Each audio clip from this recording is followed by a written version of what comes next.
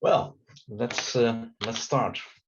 Good morning, everybody, to this workshop for DIHs on Horizon Europe.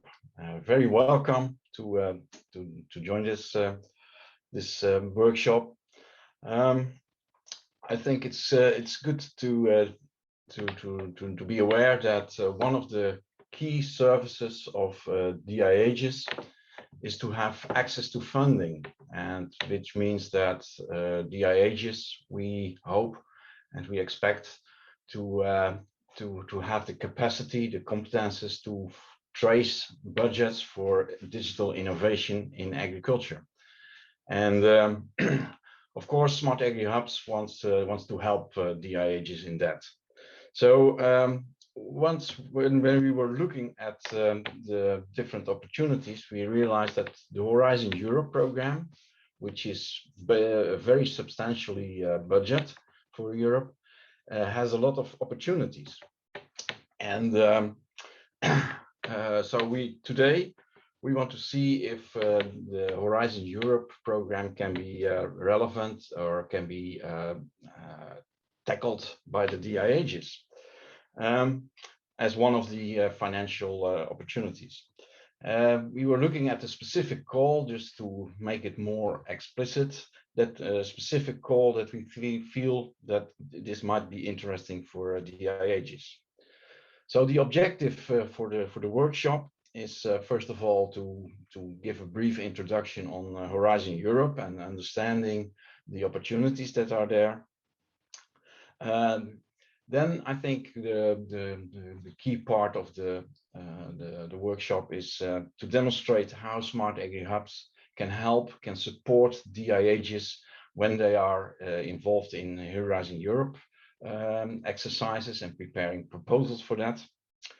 And yeah, the ultimate objective, of course, is that after this workshop, we really hope that a couple of DIHs are very interested in this specific call that will be introduced and are making plans to prepare proposals for that.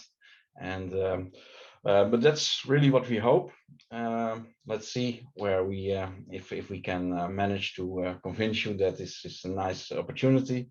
So for that, I think it's important that we have prepared a program. Maybe so first we will introduce the specific call and why we think it's relevant for DIHs and how to approach.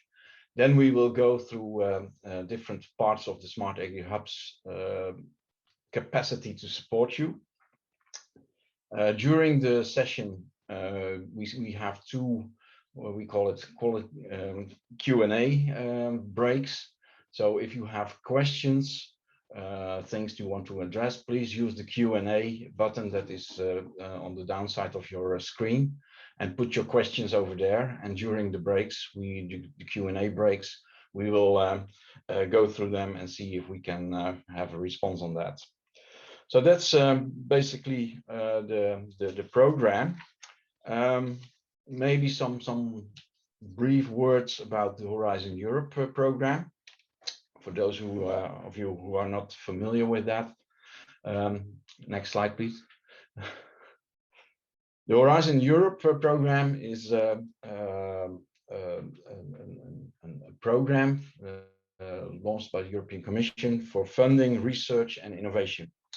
And I think when you are stepping into this program, you have to be aware that this program should support the EU policy, which is, let's say, in big lines, it's about climate change, it's about the SDGs, the UN SDGs, the Strategic Development Goals, and last but not least, it's also for competitiveness of European industry. So every proposal, all projects that you do have to line up with those, let's say, policy objectives. It's also, and that's the complicated part of Horizon Europe. It's a tendering system, and it's all in open competition. So it's always when a call is opened, it's always may the best win. So you have to be the best to have a chance to get granted in this program. And this is really a nice challenge, if you like that. Another aspect for Horizon Europe is it's about international collaboration. So if you have a great idea and you say, well, my company can do this, don't step into Horizon Europe. You really have to build a consortium built from different countries, different partners with different expertise. And it's all about collaboration. That's a very critical part of the program. Looking at the program, for the research and innovation, we see 3 types of projects. They're not really well represented on the screen, but first of all, the research and innovation action. Then we have the coordination and support action. Those 2 type of projects are not that relevant for the DIHs, in my opinion. We want you to focus on the innovation actions, the IAs, and they are not on screen, unfortunately, but in my test version it worked. So innovation action, that's what we talk about. And the innovation action, they have a very, very important objective, and it's all about impact. So grab together all the knowledge there is and generate impact in a new direction. So it's about innovation, and for all innovation action, it's important that the private sector and in particular SMEs are well involved in those projects. So when we look at the proposals for an Horizon Europe, I won't go very deep into that, but usually a call document is 1 or 2, sometimes 3 pages, and every word counts. So when you prepare a proposal, you have to address all the words in the call, and even if you don't work on it, explain why you don't work on it. So every word counts, and that's important.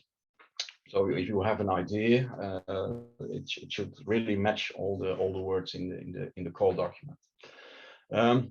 In this today, we will discuss a specific type of call. It's called a 2-stage call, and one of the we have 2 types of in that. We have a 1-stage call in which you have to submit the full proposal in one shot.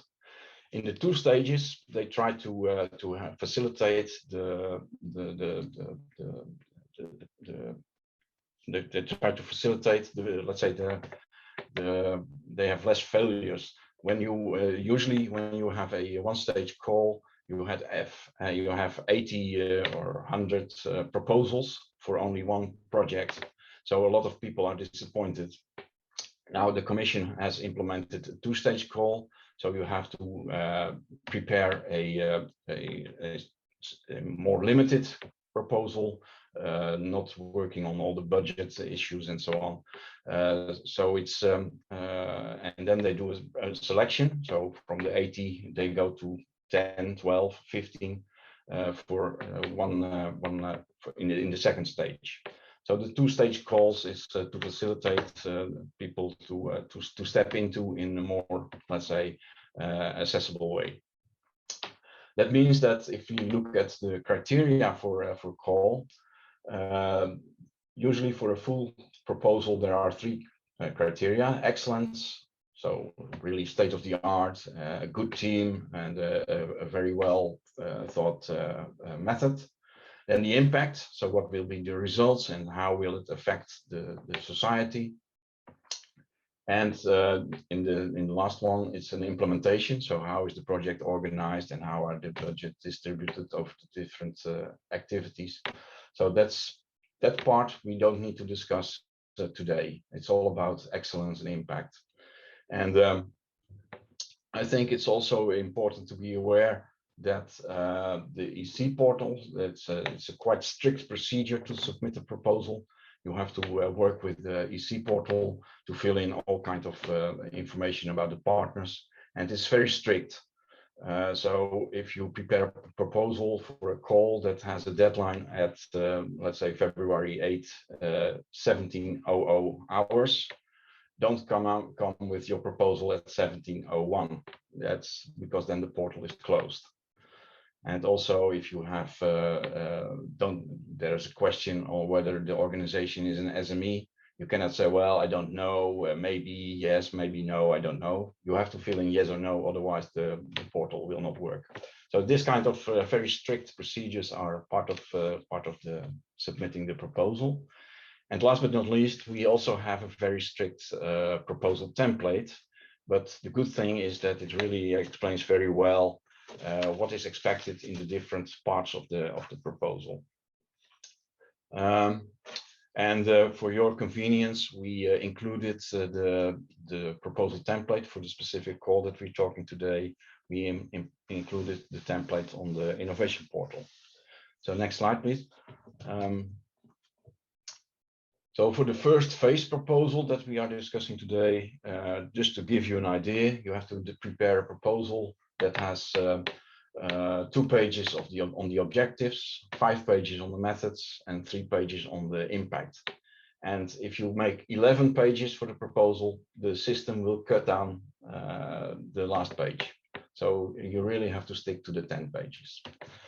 But maybe it's not my intention to make life hard for you. But what we will today demonstrate how SmartAgriHubs can help you, and we will go into the different aspects for that.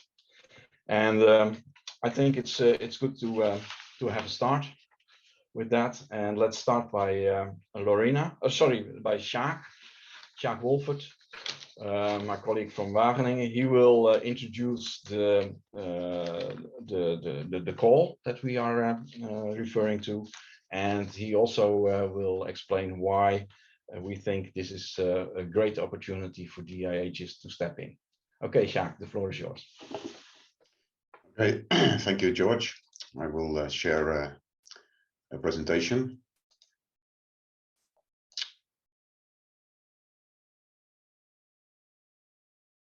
Is my presentation visible now? Yes. Okay. Thank you. So, yeah, for those of you that don't know me, I'm a senior scientist and theme ambassador at Wageningen University in research on the topic of digital innovation and agri-food, working on that already for quite a long time. And I'm also the scientific coordinator of SmartAgriHubs. And I was that for Iof 2020, another project that I will refer to. And as George said, we will in particular focus on this call Farm to Fork 0204. That's the code for it, but the title is Smart Solutions for the Use of Digital Technologies for Small and Medium-Sized Farms and Farm Structures. And we will show you through the whole workshop, I think, and I will introduce that, the idea how SmartAgriHubs can support that in a kind of concerted action. So first of all, if you look to the general innovation challenge for the digital innovation and agri-food, it's about the question how to create digital solutions that utilize the potential of digital data to address the grand challenges of sustainable food production. And we have learned through all our projects that you should address this, or you must address this, the technical and organizational issues at the same time in a design-oriented approach. And these issues concern, for example, data infrastructure and data analytics, so the technical part, but you also certainly have to look at the business modeling part, governance, and even ethics, especially related to data sharing, and you have to work on ecosystem development. And you have to address, as I explicitly indicate, at the same time, all these issues in one approach. So that approach we basically developed in the Iof 2020 project, the Internet of Food and Farm 2020. And we very much focus there on use cases. So I always say these use case projects form the heart of the project. And these use case projects involve all relevant stakeholders, which could be farmers, technology providers, but also researchers, consultants, etc., that together go through this cycle that you can see over here, these 4 steps of design, implementation and integration, testing and demonstration, and evaluation. However, you don't do that once, but you go through that several times, as indicated in this spiral, which some of you may recognize from the lean startup methodology, where you work through the cycle several times, defining minimum viable products at each step, and through this series of minimum viable products, you want to attain a large-scale introduction of your digital solution. Now, it's very important to realize that this minimum viable product is not just a technical prototype to see if something works or not. No, also the business modeling aspects, the governance aspects, the ethical questions have to be addressed in this evaluation step for each minimum viable product that you define. So it's important that you work in these use cases step by step, gradually going to a large-scale introduction of a digital solution. And what this picture doesn't show, sometimes you also have to step back and to look for another implementation of your solution. That can also be the case, of course. These are the heart of the approach and the use cases. However, usually, there are a limited number of people or organizations involved, so they cannot have access to all the state-of-the-art knowledge that they need. So therefore, in the Iof 2020 project, we had support from 3 different angles. First of all, technical support, and also on integration. I will come back to that. But all the use cases were supported technically, so how they can do the data analysis, build information architectures, etc., etc. But also very important that these use cases are supported from a business modeling perspective. So in Iof 2020, we supported all the use cases defining their sustainability objectives, their business objectives that are related with each other, and how they can reach that. But also there was a work package on ethical questions related also to the business and the governance issues that were there. So we also had a lot of support to the different use cases on these issues. And then you have to imagine that we organized workshops with them to evaluate possible ethical questions or of inclusiveness, for example, if people are excluded or included if you use a certain approach in this use case project. And finally, there was a work package that supported the use cases on ecosystem development. And so that started already actually in the proposal phase of the Iof 2020 projects, where we brought together the right partners in each use case and also partners around them to build the whole ecosystem. But then also during the execution of the project, especially in the testing and demonstration step, for example, ecosystem development was supporting and demonstrate the solution to a larger public, which can be on-site. So we had, for example, farm demonstrations, but you can also think of larger demonstrations at exhibitions and large conference events, etc. So this is the main structure.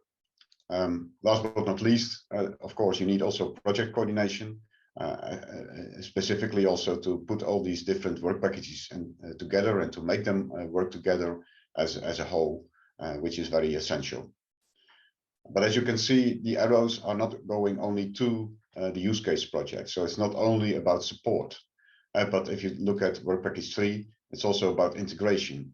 And you cannot see the details of this picture, but this is the reference architecture for IoT that we developed. That was first developed from the different use cases by looking at them. But then also, we tried to put this reference architecture together, and then also for new use cases that, for example, were coming in due to an open call, they could use this reference architecture then to quickly build new applications and to use the right standards, for example. And so it was not only about support, but also about integration of the different use cases from a technical perspective. And so that knowledge on that was reused and shared and this reuse was also very practical in terms of reusing code, standards, and components.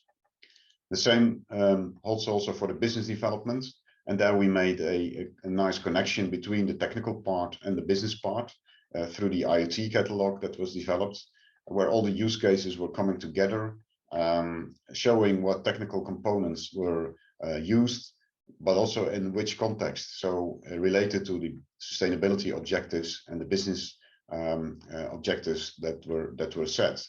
And so that was also an important result from the whole project, this Iot Catalog. And on the governance and ethics part, we contributed to this EU code of the code of conduct on agricultural data sharing.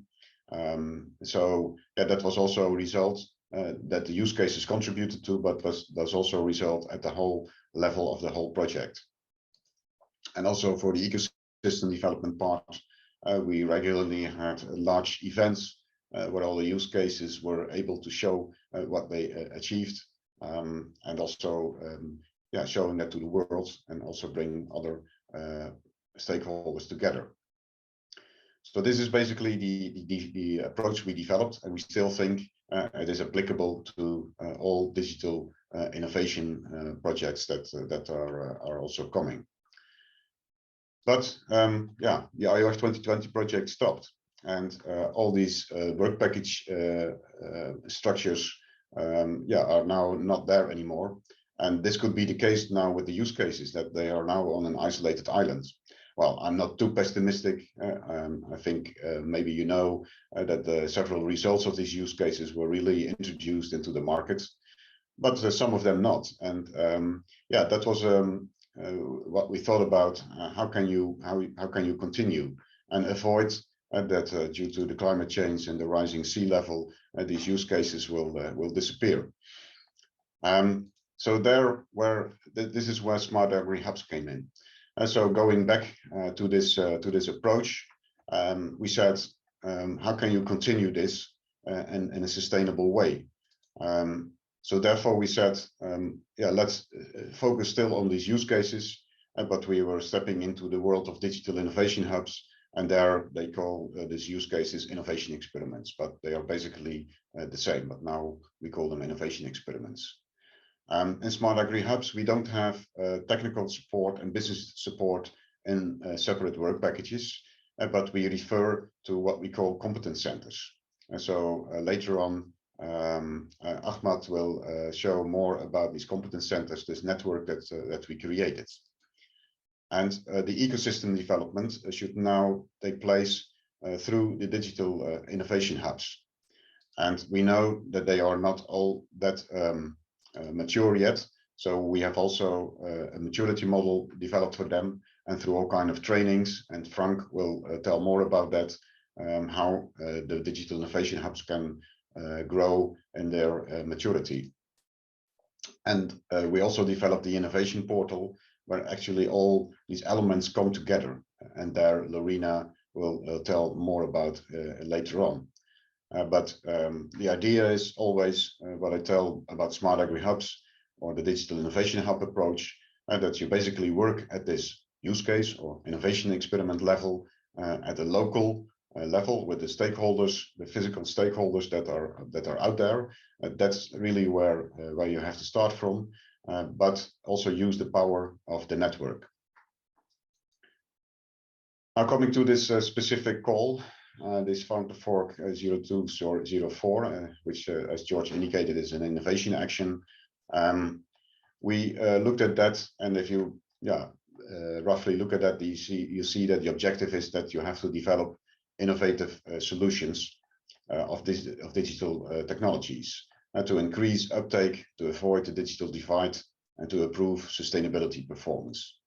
The scope very important that we have to realize. Also, if I think about the Iof 2020 project, which was not specifically on small or medium-sized farms, but that's now the scope that we have to keep in mind. But also other things are mentioned in this scope, and especially also this collaboration with Digital Innovation Hub is mentioned. So what is our idea for this proposal? that we think that we should have in the end, after these 2 stages, when the projects are granted, that we have projects that work on smart solutions for these small and medium-sized farms that are using basically this use case approach of Iof 2020. And that each project has the same or maybe similar work package structure. Basically also the same as the Iof 2020 approach, so that you have one work package that's working on the use cases. And I think that should have the largest focus, of course. But then you have these work package for technical support and integration, business modeling, governance and ethics, and ecosystem development. And you need to have one on coordination, of course. And there you could organize also an open call, which is also part of this. And it's very important that all projects use this Digital Innovation Hub as an important mechanism to initiate, execute, and sustain the innovation experiments. Now, for this idea, what we have to offer by SmartAgriHubs is the following. So we have already established a whole network of digital innovation hubs. And in the presentation of the innovation portal, you will probably see how large this is already, and also the competence centers and other organizations that are involved in this network. But the DIHs should be in the lead of identifying and defining these innovation experiments, or use case as we called them previously. Then we can help to organize these supporting work packages 1 to 4 for all projects in the same way. And then see if we can identify also in our network, or maybe new partners will enter in the network, these local competence centers that are in these different work packages. So around these digital innovation hubs, there should be local competence centers that help the innovation experiments to perform in the right way. But we have a lot of experience to do that. So we can help these local competence centers also by training and support. And the idea will be that in the end, as you read the call text, there will be 3 projects that we hope that these projects will closely collaborate with each other over the projects. So that if you talk about, for example, the business development, that also the 3 projects work together very much on this.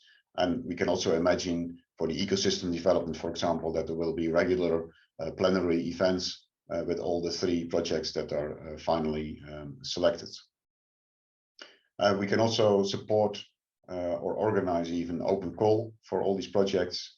So we have a lot of experience with procedures, using portals, especially also the SmartAgriHubs innovation portal, and all these kind of things. We can help you to support that. And also for general matchmaking and communication and dissemination and the whole ecosystem part, we especially recommend to use the SmartAgriHubs innovation portal. So this is graphically, once again, the structure that we envisage with these work packages, the innovation experiments, technical business support, ecosystem development, and coordination. So 5 work packages. But in these innovation experiments, as I said, the focus should be on small and medium-sized farms or farm structures. And we can imagine that if there are 3 projects in the end, that they have each a particular focus, maybe on a certain region, maybe the Mediterranean or Nordic region, for example. But maybe you can also focus in one project on a particular subsector, or maybe on a particular technology. But there should be a pivotal role for digital innovation hubs to initiate and to execute these innovation experiments. And as I said, we can support you from SmartAgriHubs to train these digital innovation hubs, and also to help to execute and monitor these innovation experiments. For the technical and business development part, something similar, as I indicated, we would like to see local competence centers involved, but they can be trained and supported by experienced SmartAgriHubs partners. The same holds for the ecosystem development. Also here, we hope that local partners are involved, but they can be supported from the SmartAgriHub side, especially also by using the innovation portal. And also for project coordination, we can also support in that by trainings or help you to organize this. So in conclusion, I'm still right in time, I think. We think that in the ideal situation, we'll have the selected farm to fork 0.204 projects, and we consider them then as one big project like we had in Iof 2020. So looking at that way. The digital innovation hubs should be in the lead in the whole process, from project proposal to the end of the execution of the project, and supported by all the experience and instruments from the current SmartAgriHubs project or ecosystem that was also initiated in the Iof 2020 project already. And we think then that we have a high guarantee that the project outcomes are really upscaled and sustained within the SmartAgriHubs ecosystem. And last but not least, as I indicated, let's not forget about the scope, that we really should focus on these small and medium-sized farms. So they should be an important stakeholder in this whole process.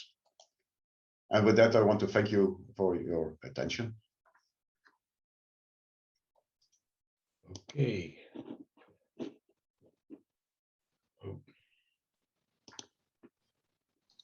Thank you, Sjaak. Thank you. Yeah, I think the key message out of this is that we think it adds value for individual proposals to be embedded in an ecosystem like SmartAgriHubs. We don't know for sure, of course, but this is please see it. This is also an experiment from our side. Thanks. We see some Q&As, but we will tackle them in the Q&A pause. Let's continue with our first supporter in this exercise. Lorena, can you explain how the innovation portal can be of help in this? Please, the floor is yours. Yes. Thank you, George. Hello, everyone. My name is Lorena, and I'm leading the work package 1 on ecosystem building and communication and dissemination. And today I'm going to talk about the innovation portal. I just had a look at the list of participants, and many of you are usual suspects of the portal. So I'm trying not to bore you, but I will give an overview, a general presentation of how the innovation portal could be useful for the ecosystem and how is it working for the project itself.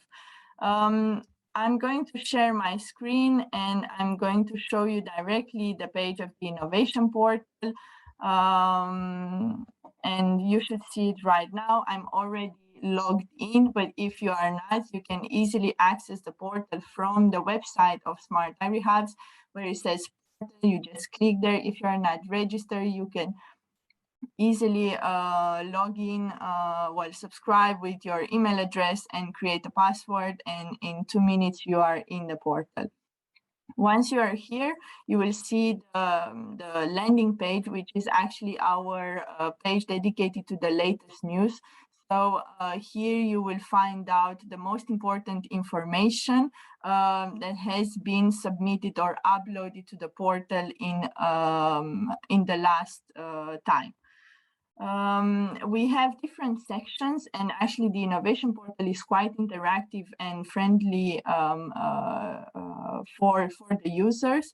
So for example, you have the top menu here, which actually categorizes the most important sections in the portal. And my colleagues throughout the workshop will actually delve into this section. So I'm just going to briefly present them. So the most important page and section where you should be focusing on is the network. Here you can find partners, you can find organizations, you can find colleagues, you can find peers, and you can use a menu on your left side to actually find them quicker, in the sense that you can select the sector, the type of organization, but also the region that you would like to focus on. Then if we go to the open call page here, this section is actually dedicated to the funding available in the project. So here you can find and read all the documents and the necessary information if you would like to apply for funding within the project of SmartAgriHubs. We also have previous recordings of webinars related to specific calls, but also important information regarding the deadline, how to apply, and also a link to Q&As.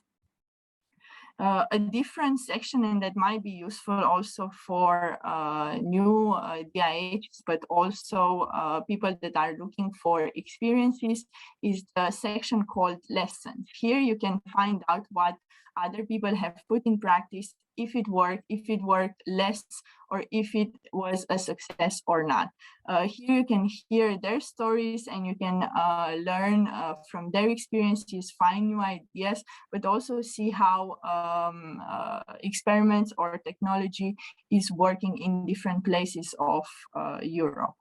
You can easily click through, and once you click on one, you can actually find more information, but also the organization, the location, and how to contact this person. I think one of the most valuable sections of the innovation portal is the library. Here you can search for any document that was uploaded by the community, by the users, but also from organizations within the project. And you see this library section is divided in different categories that will help you navigate easily through the different documents that we have. I think at the moment we have more than 360 documents uploaded. So this search by a keyword is actually facilitating you not to lose so much time when you're looking for a document. And I know many people were asking about this template that George was mentioning at the beginning. You can find it in content sharing, and once you click here, you will see the Horizon Europe application form. Also, if you scroll down, you see different type of documents, and this name here indicates if the document is a PDF, if is it a link, a Word document, an image, or any other type of document. So the library mainly is used to have inside all the documents that the community is producing and is sharing with the other users. In order to facilitate a better dissemination and communication, we are also producing keywords, so you can type that keyword into the section here, and you can find easily all documents related to the term you are looking for. You can also use subcategories or categories, the ones that we have seen before. And my colleague Giovanna will explain a bit later about the Iof 2020 legacy. And this is linked also to Jacques' presentation regarding the legacy and the information and experiences that were gathered within the Iof 2020 project. Now, if we go to the next section, we will see actually these two sections on training and calendar are related. And here you can find all type of events that are proposed by the community. Here you can also find the different training or workshops that are produced by the users or by the community itself. And here our regional cluster are of a huge help because they are disseminating also local and regional events from their respective countries. The training and the calendar are now with the COVID situation a bit linked because everything is happening online. And initially the idea would have been that in training you will find the online workshops and things that are that are regular or continuous, and in calendar you only go for physical events. These two sections now are a bit merged, but you can find any type of event, workshop, and webinar in either of them. When you go to the tools page or the tools section, this is something done or envisaged for the users and the user itself. And this is your page. You can see how the admin works of the innovation portal. So here, depending on the type of organization you are, you will see exactly the tools and the inside of your profile. So the organization profile has the information related to your organization, and you can edit or update this information here. Then the number of users that are linked to your organization. So you might have 5, 3, 10, 2 people that are linked to your organization, and then the type of partnerships you have. And here you are belonging to a competence center, to a digital innovation hub, or you are part of a work package, or also part of a flagship innovation experiments or an innovation experiment. Here also, if you are a digital innovation hub, you will see a specific tool for you, which is the maturity assessment. If you are a competence center, there will be a link to the ATN, so the Agricultural Technological Navigator. Also, if you are a digital innovation hub, you will find a link to the training modules, and Frank will be talking about this a bit later. Last but not least, I think this section is actually one that the users can use to interact with each other, and this is the forum. Here we have different categories where you can post your ideas, your questions, but also information or get in touch with other users. As you can see, we have different type of sections, and you can easily start a new conversation. You can post, reply to any of the messages that are already in there, and you can connect with the other users. If in the innovation portal, everything is linked to an organization, the forum is actually linked to a user. So if you are, for example, writing, the message will appear with your own name, and it's not linked to the organization you belong to. All in all, I think the innovation portal is a very useful tool to be in touch with the community, to get information, to get updated, to stay connected, and to really link these dots between digital innovation hubs, competence centers, and innovation experiment. And it's done in a very easy way throughout Europe. Okay. I think that's all. Thanks, Lorena. Thanks.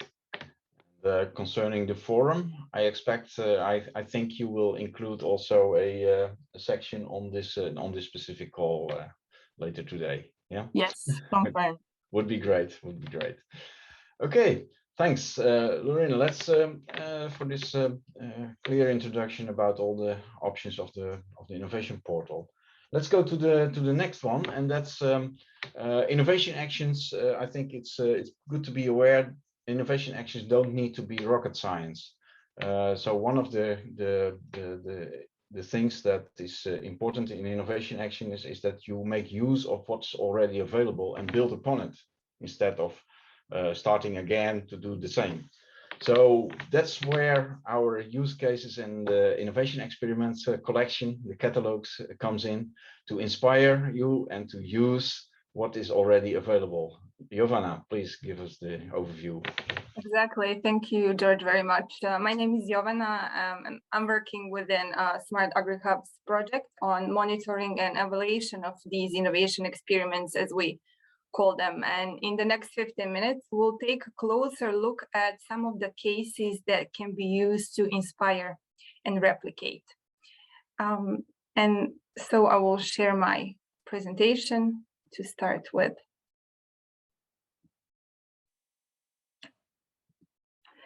All right, so as I said, the previous experience, when we talk about our previous experience today, we're referring to two projects, two Horizon 2020 projects relevant to this specific call. And within these both projects, we worked on implementation of digital technologies within the European agri-food sector. So these innovative solutions were implemented on small, medium, and large scale farms. But regardless of the farm size where these solutions were developed and tested, these real case examples can bring to us useful knowledge components and inspiration that can be adjusted to fit a specific need, as for example, smaller farms or medium-sized farms. Both projects presented here employed a multi-stakeholder approach, which is a crucial, I would say, one of the crucial elements within the implementation and development of these solutions, covering a broad value chain network across Europe, so including diverse network of startups, SMEs, business and service providers, technology experts, and end users. So as previously said, SmartAgriHubs, it's still an ongoing project. It will end in October next year. And we'll take a look at some of the innovation experiments that are part of this project. But just to give you an example, or just example of what these solutions are, because we don't have time to go into all of them. Currently, well, actually, we have 28 initial projects and then many more open call projects. But I would maybe say that some of the examples are deployment of drones, satellites, and IoT devices to determine the optimum harvesting time, to measure soil conditions, implemented smart farming technologies for the identification of rain loss, tracking animal movements through IoT technologies for the purpose of improving animal welfare, or the development of smart groundwater weather sensors. Another project that was obviously mentioned previously is Iof 2020. This project was lasting for 4 years, and it ended in March this year. And I would say that probably Iof 2020 was implemented in maybe larger farms in comparison to the SmartAgriHubs. But the more attention was on IoT technologies here. So application of sensors for data collection and satellites for production of advices on irrigation, pest management, fertilization, usage of drones and hyperspectral cameras for providing data of the crop, and artificial intelligence models, supporting farmers in decision-making, etc., and many more. So if we go to the SmartAgriHubs website, and link is provided here. So prior to going to the innovation portal, I'll just take you to, well, actually one section here on the website, which is called Experiments. And when you enter this section, you will have a list, and actually this is an overview of 28 experiments. You can load more and then have a complete list, or you can use this search engine here to the left side, and then you can either select a region. Within SmartAgriHubs, we have 9 regions, and you can either browse through the region. Yes, Giovanna, sorry, we cannot see the website. Oh, you don't see the website? Okay, no. Just 1 second. Maybe I need to share again. Does it work now? Yes, Yeah. we can see it now. Thank you. So yeah, so this is the main page, and then I went to the experiments. Okay, good, thanks. So we can either browse through the region or browse through sectors. We have 7 sectors within SmartAgriHubs and 9 regions. So if you're interested in, let's say, Central Europe, then you can see which experiments are being implemented in the Central Europe region. But then also, if you would like to look at a specific sector, for example, you're very much interested in vegetables, then you go to the search engine, and then you look at the cases or the experiments that are within vegetable sector. When you enter this, the website provides brief information on each experiment, and then to the right side, you have a contact person, which is a coordinator of this flagship innovation experiment, and companies, partners that are implementing also, as previously mentioned, within the project, and then you can get in touch with these people and take further discussions if you're interested in these particular solutions.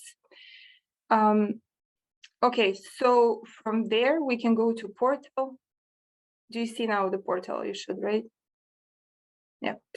Okay, there is a network section that was previously presented by Lorena. I just want to briefly take you through the engines.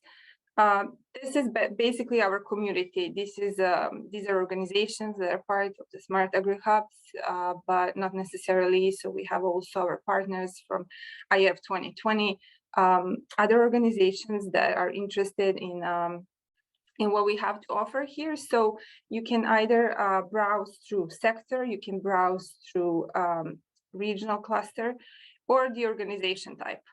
So for example, if you would like to see which digital innovation hubs are registered within a specific Iberian region, you'll have an overview like that, and then you'll go into, I don't know, specific organization, and you can see here by reading more information on the digital innovation hub, the services that are offered, and then links to website, social media accounts, and so on.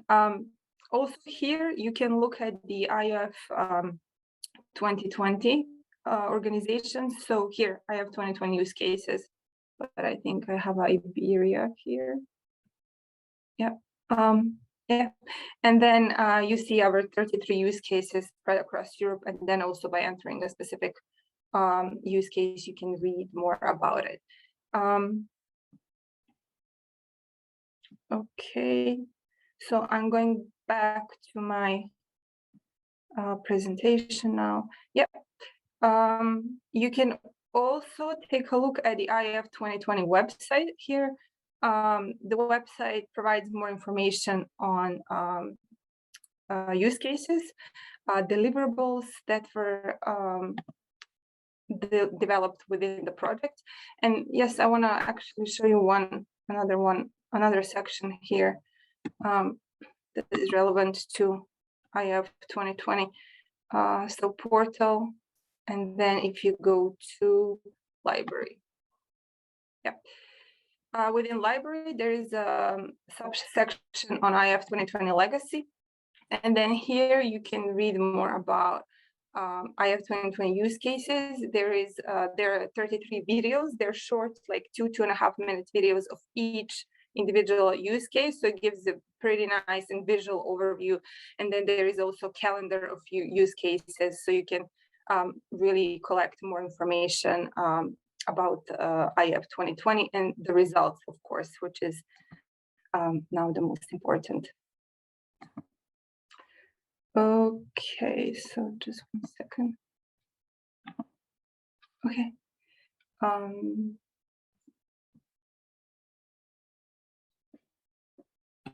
All right. I wanted to just have a few minutes and talk about replication. What is the replication? And I want to demonstrate what it means in practice. So I'll take you through a specific example that is demonstrating replication potentials. And this is on a case with animal farms within SmartAgriHubs. So to be able to actively increase animal welfare and reduce emissions, farmers need data. So they need to know the temperature, humidity, CO2 concentrations throughout their barns to be sure that animals are receiving the best possible climate. They need to know the amount of air that is going out of the barn and how much NH3 carries away with this flow. So from here, we can understand that a farmer does not necessarily have sufficient knowledge when finding a complex balance between the needs of animal welfare and the emission reduction. So objective sensor data is necessary. We have experiment working on ammonia emission monitoring network, which is developed a sensor network consisting of a separate sensor nodes, each measuring temperature, humidity, CO2, and NH3.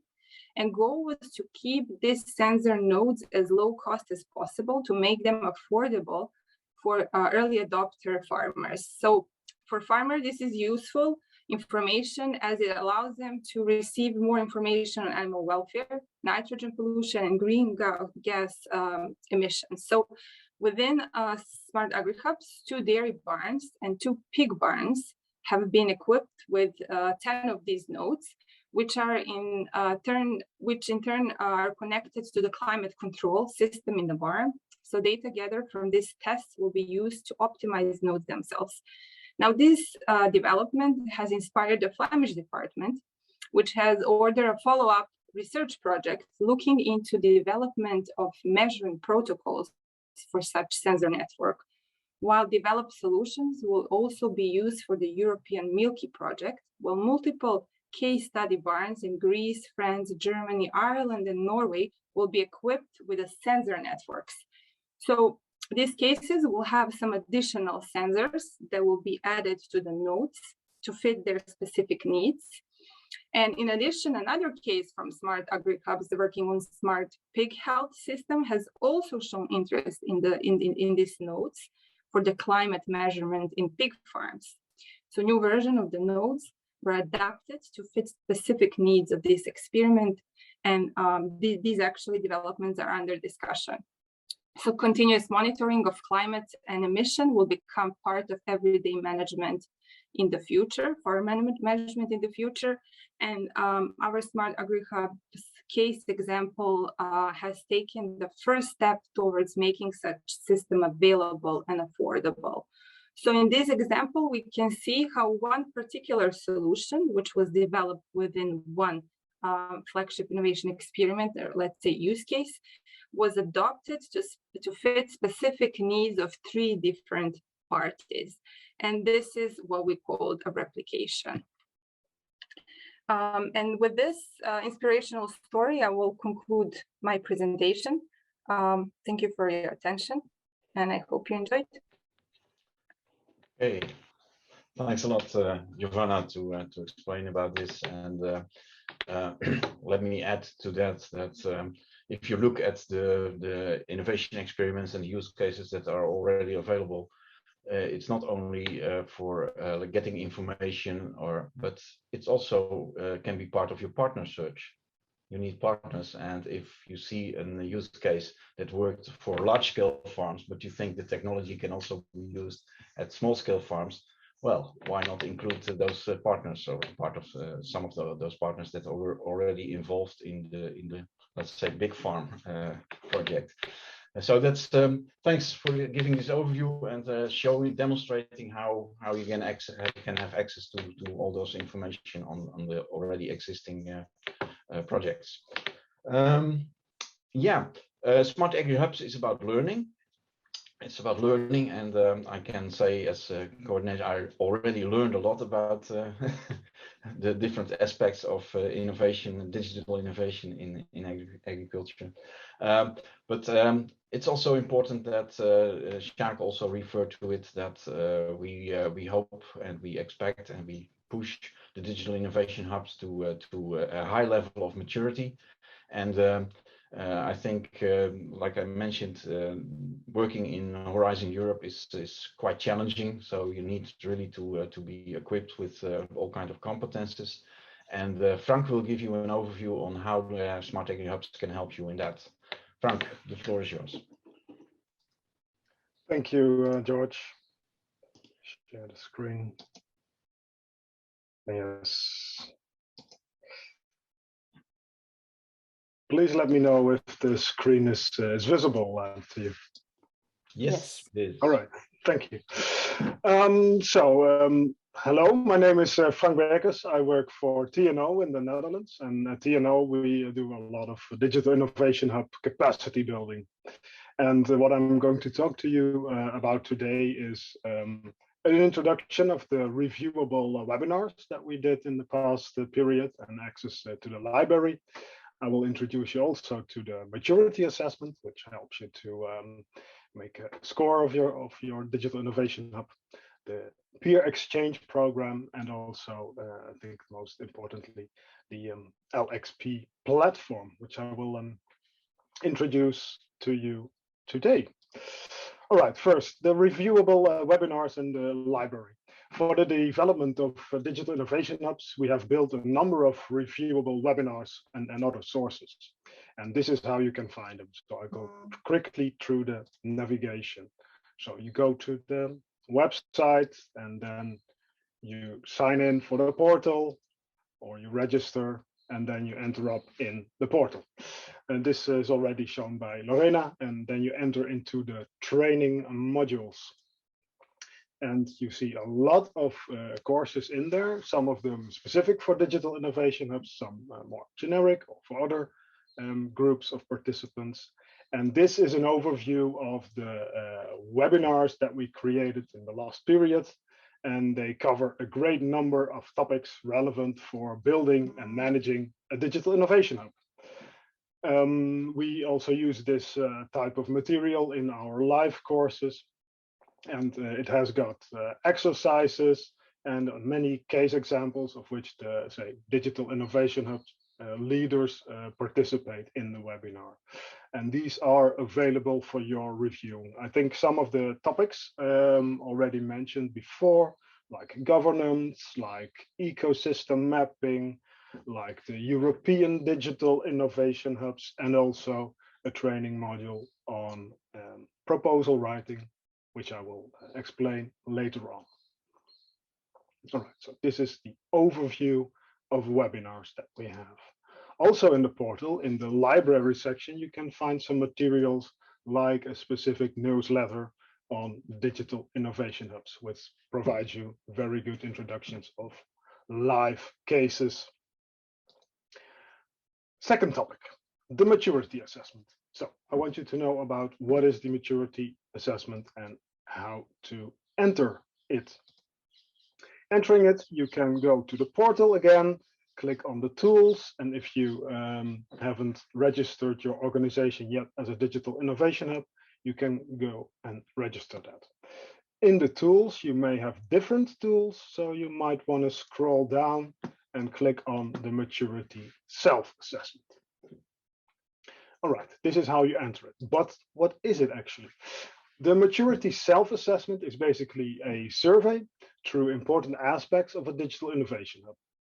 It lets you find out stronger and weaker points, which give you a direction in which you can improve your capabilities. And those things, those lessons, you can also find in the webinars that we have just discussed. It focuses specifically on the innovation services that the ideal DIH, Digital Innovation Hub, ensures are available for its ecosystem. It is actually the first full Digital Innovation Hub innovation services maturity assessment available. And it has been completed already over 100 times. So we also request you use this to underpin your proposals for SmartAgriHubs open calls. All right. So this is what it looks like. You see a spider graph with stronger and weaker points. Third topic, the Digital Innovation Hub peer exchange. This is not something you actually find on the platform, so I'll explain it a bit. The Digital Innovation Hub peer exchange is a meetup of a smaller number of digital innovation hubs that will, based on a maturity assessment, explain their digital innovation hub and discuss their strengths and weaknesses, and together share experiences in order to improve the functioning of the digital innovation hub. We have started to call this, say, the boutique approach, as we learned that inviting digital innovation hubs and creating a more trusted and intimate atmosphere works best in creating this trust and learning from each other. And based on the current analysis of the maturity assessments, we will now start to invite specific digital innovation hubs to engage in an exchange in Q1 of the next year. Then the fourth topic, the Lxp Platform. Lxp is kind of a weird acronym. It's learning experience. So this is indeed what you get. Again, going through the portal to the tools section, in the bottom line, there is the link to the Lxp Platform. This goes to another website, which is outside the platform. Therefore, you have to register.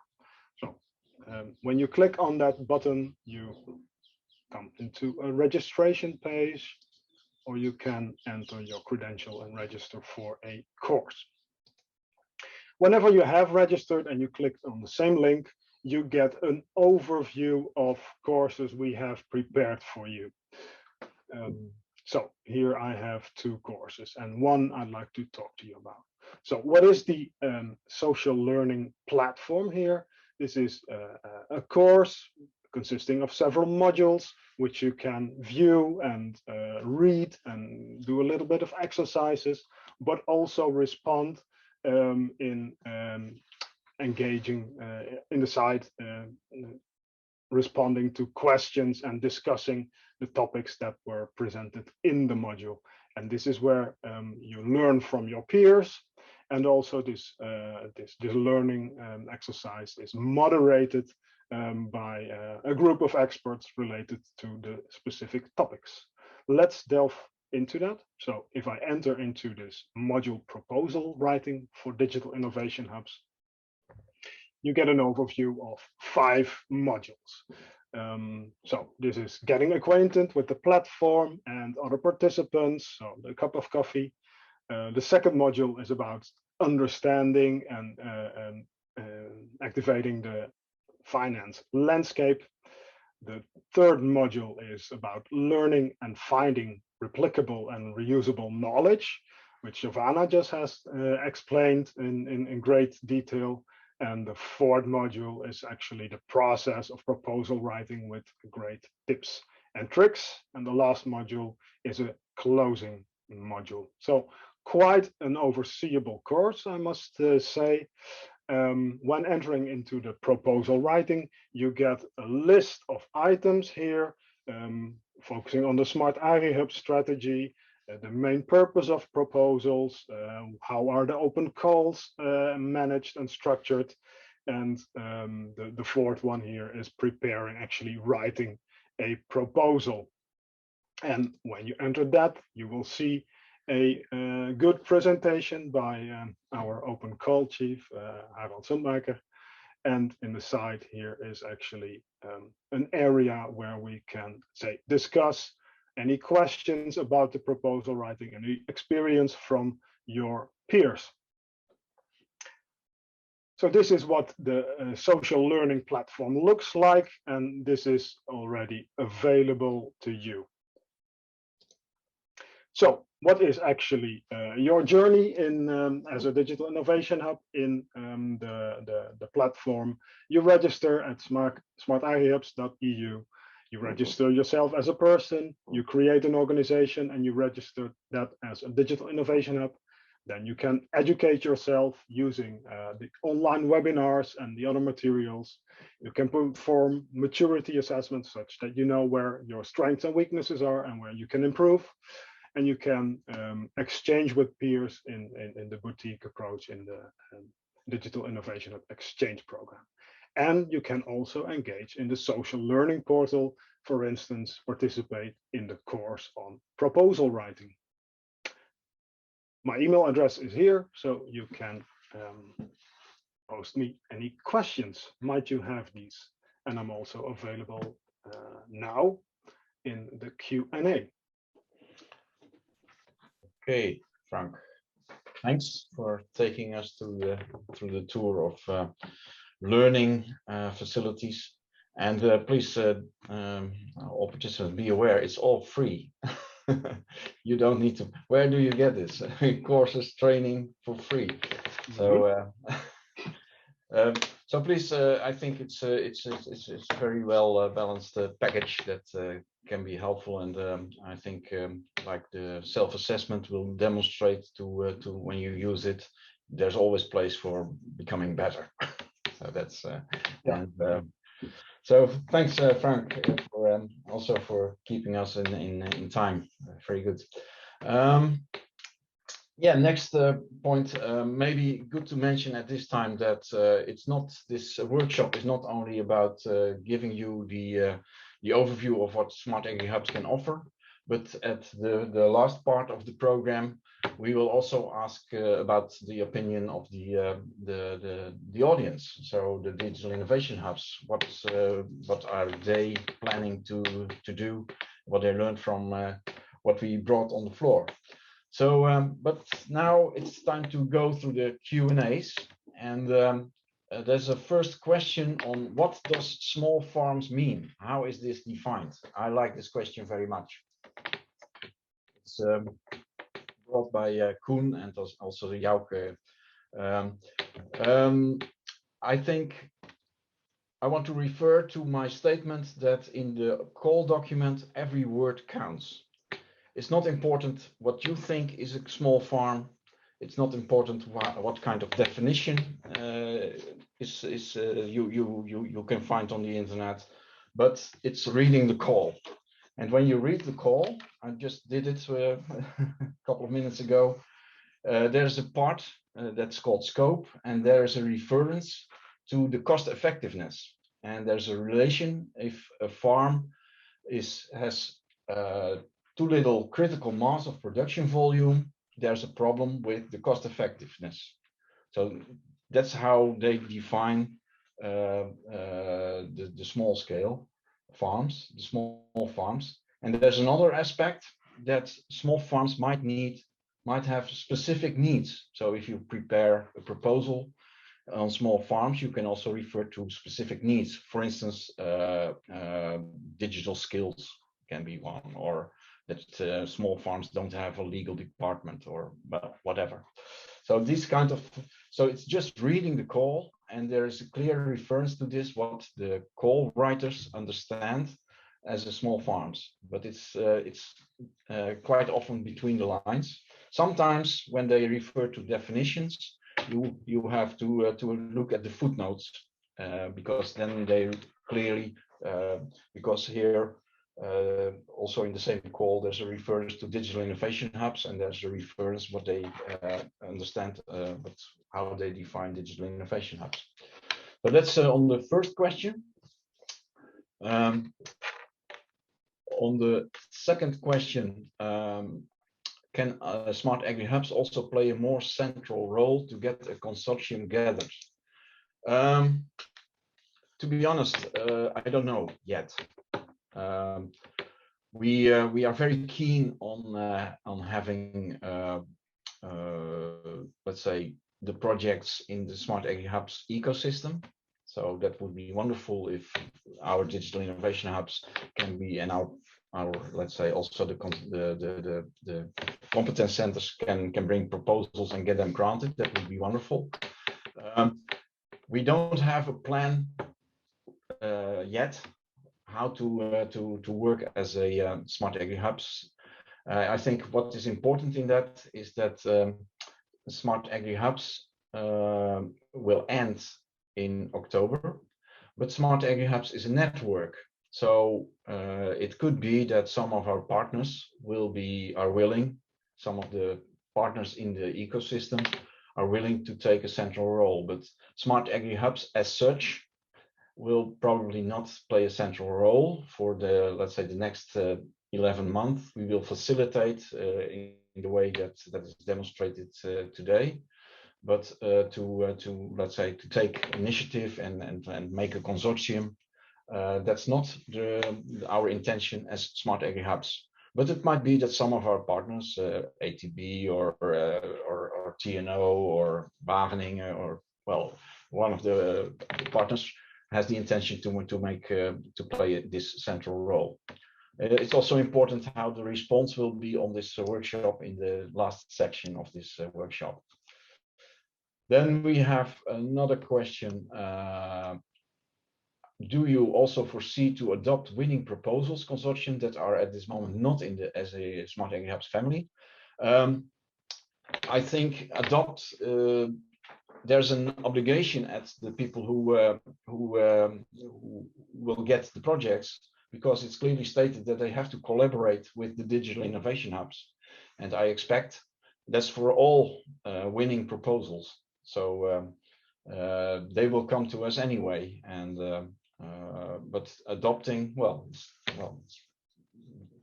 I think we have to at least to collaborate with them. Then Jauke brings in an idea that he has for, let's say, he wants to propose some cases.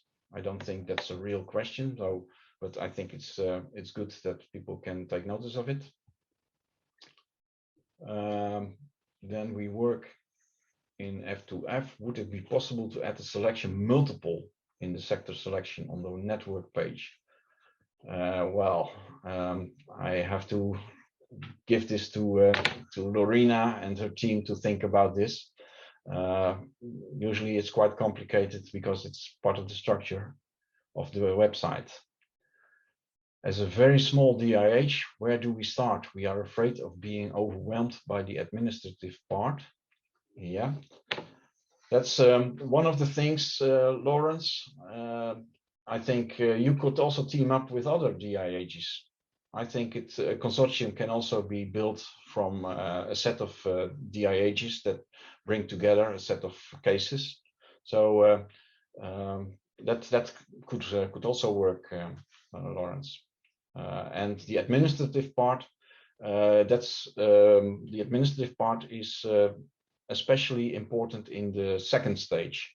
The first stage is relatively small, but when you have gone through the first selection, then you can think on well, teaming up with a partner with administrative skills. Last questions. The main focus is on small and medium farms. My question is, how are young farmers and the next generation be considered? I think it's not mentioned in the call, so please read the call very carefully. It's not mentioned, so it's not a relevant aspect in this call. I'm pretty sure there will be calls on young farmers and next generation farmers, but for this call, this specific call, it's not a relevant dimension. Okay, so these are all the questions. I hope I answered them in a satisfying way. I suggest now we have a biological break, and we can. Oh, there's another question coming in, a bit out of topic, but when the results of the service open. George, sorry to disturb you. We have also two questions from Viorel and Wilbert in the chat. I see that Viorel just added one in the chat. Wilbert, if you could fill in the Q&A tab, that would be great. Okay, so these, so for the open call, that's really out of topic. Yeah, there's a forum on that for these kind of questions, so I refer to that. Do you plan to cover other calls by this means? Like I mentioned, this is an experiment. We thought this call is very well equipped for digital innovation hubs to tackle. So this could be a good start. But if we are successful in that, yeah, why not? Why not? But let's. This is the first shot, and it's basically an experiment. I also discussed with the European Commission. Should I formalize it? But that was a bridge too far for them. So this is really an experiment, and if it works, if we manage to get better quality projects by embedding them in the SmartAgriHubs ecosystem, then of course then it will be a successful formula, and we can go to other calls as well. Yeah, that's that one. Our scope is to participate in with our FEA as one of the use case to build on how as SmartAgriHubs can assist. I hope, Viorel, that you can see the different offers that we make, and later on we will ask you the question, where do you need help? Because every consortium that you are building, partners that you are connecting to a proposal, will have a set of competences, and there might be missing some competences that need to be filled up. And then, of course, the most easy answer to this question is the forum. You can drop questions for partner search on the forum, but it's also, I think Sjaak made a very clear offer that you can include the Iof methodology as the core of the proposal. And of course, you can use the slides that we have for that. And but also for training and inspiration by the other. There are a lot of things that we can. Do you plan to include local authorities? Local authorities for us, the digital innovation hubs are the crucial partners to arrange, to organize and to coordinate the local communities. So that's up to the digital innovation hub to include or not to include local authorities. It's your decision and your wisdom at understanding the local situation and the local conditions and the local added value for including local authorities. So that's the strength of SmartAgriHubs with working with local digital innovation hubs. Yeah. Then Wilbert Hilkens, does SmartAgriHubs like to play a role in supply chains from farms cooperatives in developing countries towards Europe, or is this not in scope? It could be a nice twist to say, okay, we have small-scale farms are more in let's say Africa or Asia. Yeah, that could be an original twist. I'm not sure if this is what, and I have to reread the call again, if that's the idea of the people who developed this call document. I don't have a clear answer now, but really, if you want to have an answer, read the call very carefully, because I see no, it's increasing. It's about increasing the performance of small and medium-sized farms in the EU and associated countries. So that's the scope of this proposal. It's not in developing countries. Yeah. Okay. Feel free to dock questions again. Now it's time for a bio break. We continue our session at 10:30. So time for grabbing a coffee and getting rid of some coffee. Okay, see you in 10:30. I think it's time to start up again. Hope you all are ready for the second part of this workshop. Of course, digital innovation requires also not only but also technical aspects, and I think we have quite a lot of knowledge, experience, and stuff that we can offer to new initiatives. And Harold will take us through that aspect. Harold, please, the floor is yours.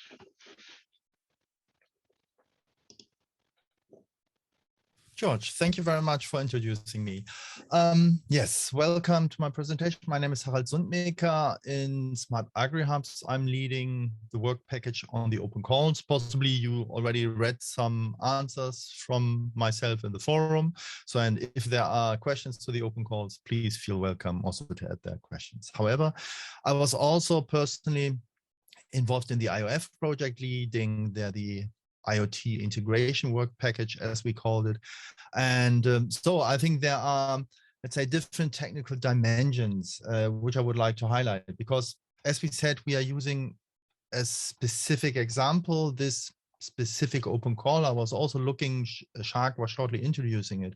But now, when looking from a technical perspective, it is called for innovative solutions for the use of digital technologies. So how to use those digital technologies. We already saw, let's say, this idea of a replication of results. So there are possibly similar solutions. And then I'm asking myself, so how I could adopt such a similar solution, also to facilitate especially this uptake of innovative digital technologies by farmers. So and I'm asking also myself now, what is also the next step? One thing is, oh, somebody else used a similar solution, but how can I also look this from a technical perspective? What are really then the challenges? I'm trying to discuss this in this presentation. And of course, avoiding to increase the digital divide, because especially smaller farmers usually do not have so high budgets to invest. Therefore, those proposals shall cover so cost-effective digital solutions. How can I really achieve? Because sometimes in research innovation, we are sometimes saying, oh yeah, just try to make it work. But on the other hand, this does not necessarily mean that it's cost-effective. And at the very end, also when you're looking at the open call from the European Commission saying propose, let's say how they called it, public intervention, public-private partnerships, or cooperative digital service provision and taking. So, and this means also we're talking here about strategy. What are the best strategies towards this? And I'm trying here also to look from a, let's say, technical perspectives in this. And I like this picture very much because I think this helps us also to understand, not to, let's say, to avoid specifically reinventing the wheel, that we are really having an idea that first, it's not a green table we are talking about here. There are already a lot of solutions available there. And of course, it's very different when you're looking also to different regions, different sectors, how technology is adopted. But nevertheless, we need to take into account there are already a lot of systems, there are already a lot of data models. And also in agri-food, we have a long history on standardization. We have a long history also on systems. And of course, there is always room for improvement. Of course, and also agriculture and agri-food is different than other sectors. We need to be clear on that. But I think we need to take into account it's also a kind of system perspectives. And also the thing is what we also try to learn in all those projects, to which degree we can also overcome barriers in adopting such systems. Because at the very end, when we are talking about barriers, therefore I was somehow putting this cycle of specifically of a startup's journey. On the one hand, we are doing research, and as also George highlighted before, we are specifically looking towards innovation. And even if we come up with innovation, it's still a challenging journey, because also the open call from the Commission said the outcome shall be TRL level 6 and 7. And as you see, technology demonstrated in relevant environment. What does it really mean? It means, okay, yes, it worked somehow. This does not mean it's already really cost effective. Therefore, I think we need to think on different, let's say, technological perspectives. And then if you remind yourself possibly you looked at the service open call from the SmartAgriHubs project, where we also gave this listing on fundable activities by digital innovation hubs, where also we as a team from SmartAgriHubs were asking ourselves, what are really those activities of digital innovation hubs which could help? And also, of course, in the moment I was thinking more on the technological perspective. You hear also other perspectives later on. What could help really on designing such approaches? And Jacques had this picture on my next slide already, let's say, highlighted a little shortly about the reference architecture. And I think this is also the discussion I wanted specifically to highlight here, because one thing is a replication of something which is there. Another thing is that we know, oh yeah, there I have now a cloud solution combined with a harvester, combined with, let's say, some chicken production or whatever. So there are quite some solutions. But on the other hand, there are coming up a lot of challenges. And if I have many solutions, and if we see a farm as an also in itself a system, straightforward, we are coming to a lot of challenges. We are operating more and more systems aside each other, and this can be really pain in the neck. That how can we really, let's say, have a cost-effective installation? How can we avoid also maintenance costs also for the farmers? So, and this is also based on effort. We really, going back several years now, we are working on this topic, where we are also thinking, where could we have some, let's say, as we call it now, more and more minimum interoperability mechanisms. So where are the points where we're really thinking about well, if we there have a kind of common sense, then it would, let's say, the interoperability of systems, the maintenance of systems, let's say the business models of such systems can be really facilitated. And therefore we worked a lot in those directions. And this is also something, and I think now also what role can SmartAgriHubs play in also future proposals and also individual partners from SmartAgriHubs, that I think we have here a very interesting team together, which are involved in many initiatives. And also what Lorena showed before, if you're looking at the network page in the SmartAgriHub website, you can easily find diverse other organizations which are active in the field to, let's say, in relation to different topics, if it's standardization, if it's interoperability, about data models and so on, or technology development. And also the competence centers, Ahmad will tell later on. We have very, let's say, highly specialized colleagues which can tell a lot on all those boxes, also on those lines. But however, and this you find also in a deliverable, there was previously a question concerning the Iof deliverables. You find them in the website, and we also work there on such architectures to really understand where are the linking pins of different solutions, how can those things be put together to really facilitate also supporting models. Because if a DIH, a competence center, want to support small scale, medium farmers and also related organizations in adopting such solutions, I think it is very important that I have a clear picture in mind how I can design such architectures. So, and we're also working on this in different, like personally, I'm also in the Fireware Foundation, which is a non-profit organization, more on the software development side, where you also find data models, where you find software components, where we are specifically thinking on such architectures, on minimum interoperability mechanisms. And it's all about collaboration. And I think that is very important. It's not about also there to reinvent the wheel. It's really about cooperation of different, let's say, groups, not splitting the groups, but how can we really facilitate collaboration there? I think that is very, very important. And therefore, I think SmartAgriHubs plays a very, let's say, nice kind of door opener. You can easily find contacts to collaborate with those people. Therefore, I was also putting here this slide. I gave here some examples of use cases from Iof. Well, I don't go into use cases. Anyway, this is also not the objective of this slide. But as I said, avoiding to reinvent the wheel. So we are talking about reference architectures, we are talking about data models, about data standards, about how to realize data access, about monetization, not only monetization, but also how can I authenticate and authorize also access to data, and at the very end also about minimum interoperability mechanism. These are all, let's say, more technology-driven topics, which usually also have a directly relation also to business models to make, let's say, a business model really workable. I think we need also, let's say, bring those topics very close together to understand how this could work. Therefore, it was shortly highlighted that there's also a catalog. This was also specifically an approach which we pushed in the Iof project, the IoT catalog. I put here the link.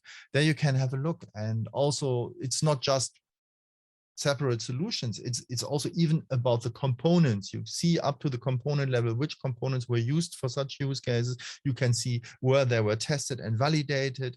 You can even have links to partners which were involved. And it is also the idea. So the Iof, the IoT catalog, it's not just for Iof. It's open to many projects. There are many use cases already in, even from different sectors. And this means that also there, we want also to push this collaboration beyond borders of business domains, borders of sectors, really to facilitate this uptake of components, even there, as the IoT catalog is rather a technical perspective, but however, that you can also understand what is there, what is working, and even from an end user perspective, oh, what did they do? And also what was their benefit? And I think that is very helpful that we can facilitate the access to this information.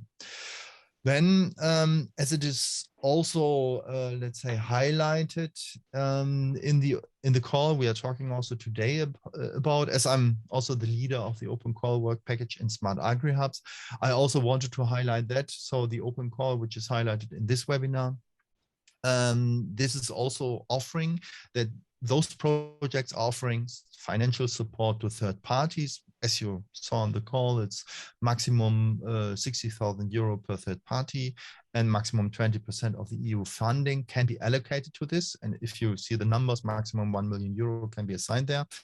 And definitely, so if you are looking in this open call in this direction, you need to define a selection process of organizations who shall receive the financial support, as we did here in SmartAgriHubs.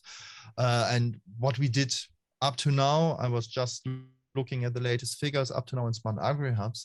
We had 6 open calls. The most recent one was the service open call with multiple batch evaluations. So in total, we received over 180 proposals, and which were involving over 600 organizations, those proposals, in proposing those ideas and proposing a budget of over 27 million euro already to SmartAgriHubs. So, and we're very happy that there are a lot of very good ideas out there, a lot of motivation to go this digital innovation. Therefore, if you're aiming at realizing such projects, then definitely you need to make dedicated approaches, taking into account the formal EC requirements, very important.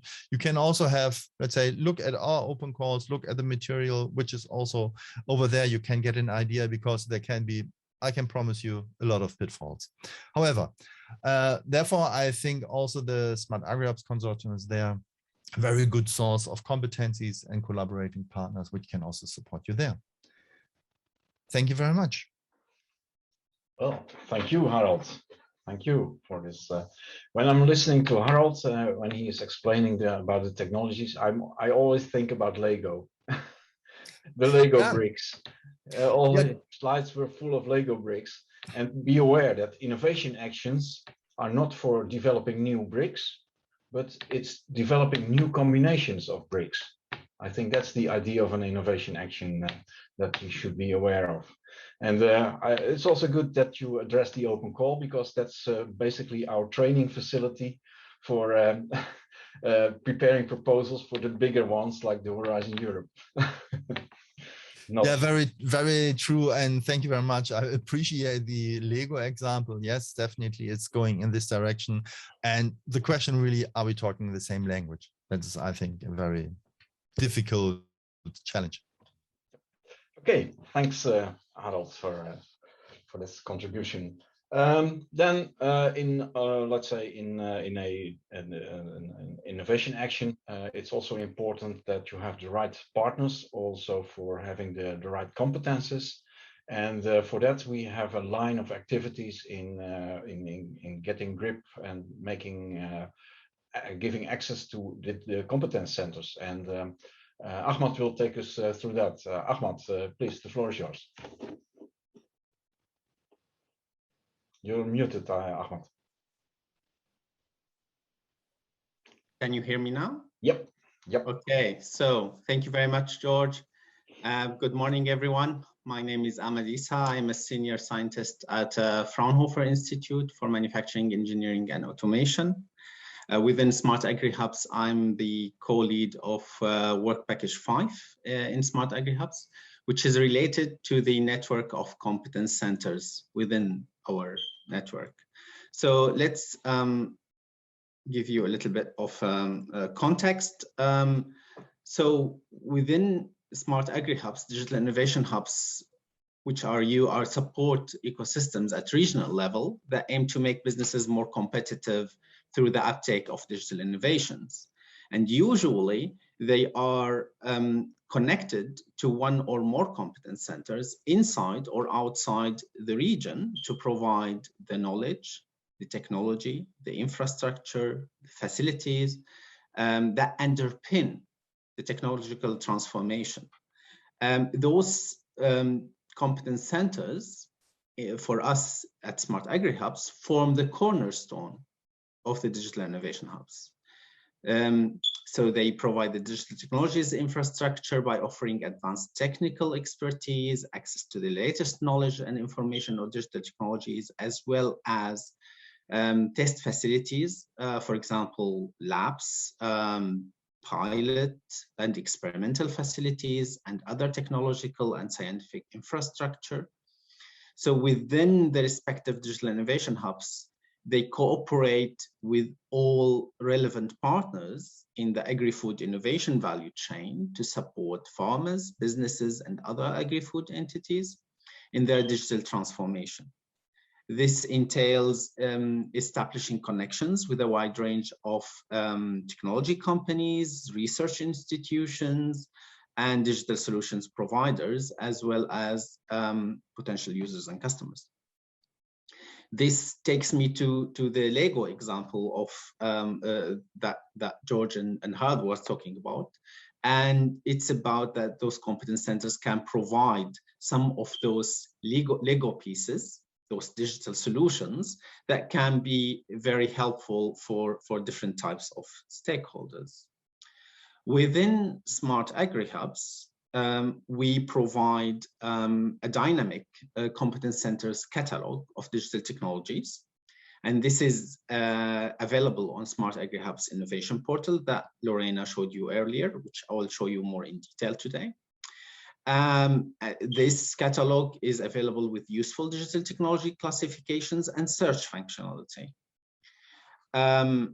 Currently, within SmartAgriHubs, we have around 140 competence centers.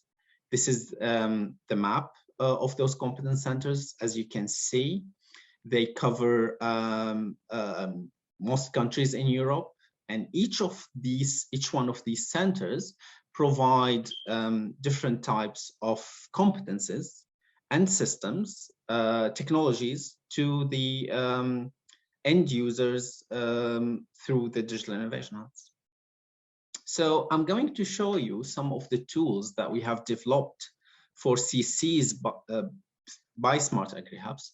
And those CCs use those tools to be more visible across the network. They can used also by you as digital innovation hubs to find these CCs and initiate collaborations with them. One important tool for us is the Agriculture Technology Navigator, the ATN. So the ATN, the main inspiration behind it was the different technology classifications. So we have Smart AKI's categorization for smart farming technologies and its online platform, Fraunhofer Industry 4.0 model, and the framework for categorization is based on the agriculture supply chain. So it focuses on production.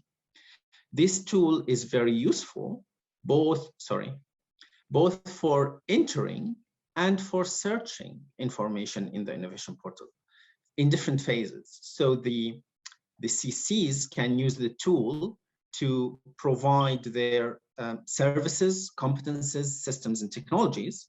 Systems in this context are considered as integrators of technologies. So a hierarchical classification of technologies is based on control loop approach, so data acquisition, data processing, and action. And then the other users of the innovation portal, such as the digital innovation hubs, can use the search functionality within the innovation portal in order to find the providers, the competence centers, by searching for particular competencies, for particular technologies, or for particular systems. So let me show you how this looks like in reality. Can you see the website now, or should I share it again? I think you should share it again. Okay.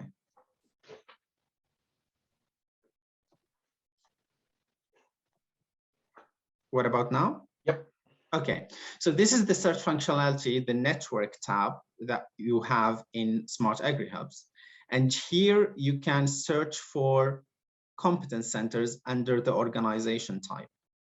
Here you can see them as I showed you already. let's say I want to search for robotics. Okay, then this immediately narrows down the competence centers that provide this particular one. So let's say I go to Belgium. This is I'm a digital innovation hub there, and I would like to, I don't know, talk to Elvo about how to use robotics in small farms, for instance. I click read more about this, and then I have a list of system on competences provided by Elvo, by this competence center within SmartAgriHubs. So I find this robots for small scale organic agriculture. This fits perfectly with the topic that we are talking about today, about small farms. Then you can click here, and this is the ATN, the Agriculture Technology Navigator, and you can see this is about equipment that is provided for all. So whether it's animal production, fruits, vegetables, arable, etc., within wholesalers and retailers. You can read a lot of details about this particular competence. What are the keywords here? As you can see, small scale robotics, automation. The end users can be growers, companies, or other organizations. There are already related projects, but very, very important is what types of services that this competence center can provide under this particular competence. As you can see, Elvo in this case, they can provide all these services such as R&D, technology transfer, technology support on upscaling, testing and infrastructure validation, and so on. And then for additional information, you can go to those websites to read more about this particular competence.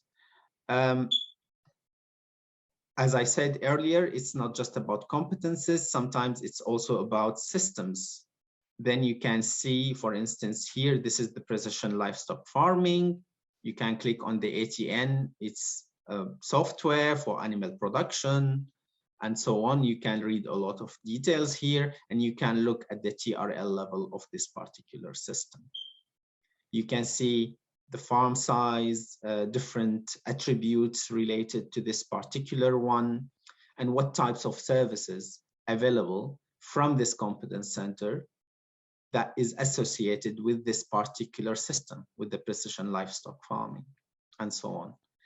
As a competence center, they can enter this under the tools. So if you are a digital innovation hub, but at the same time you play the role of a competence center, you can go to the tools, you can go to the ATN here, and then you can either add a system or add a competence, and you can then fill in the various things regarding your particular competences or systems. Here are two different examples I have entered already.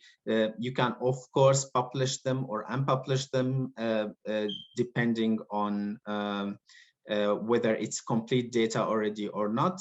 And as you can see here, for instance, you can enter the ATN and choose the different things, for example, here we can say it's provided by a competence center. Immediately, as you can see on the right hand side, the wheel goes and checks that, and you can choose the different types of levels and enter all the information related to this particular system or this particular competence that you have.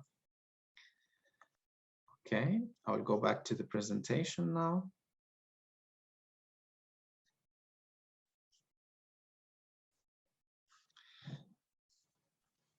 Can you see it? Yes. Yeah, okay.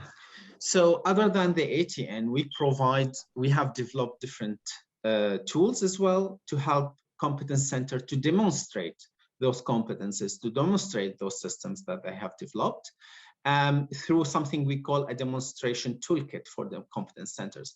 And they can use this to provide other users of the innovation portal with information about their capabilities and their competences.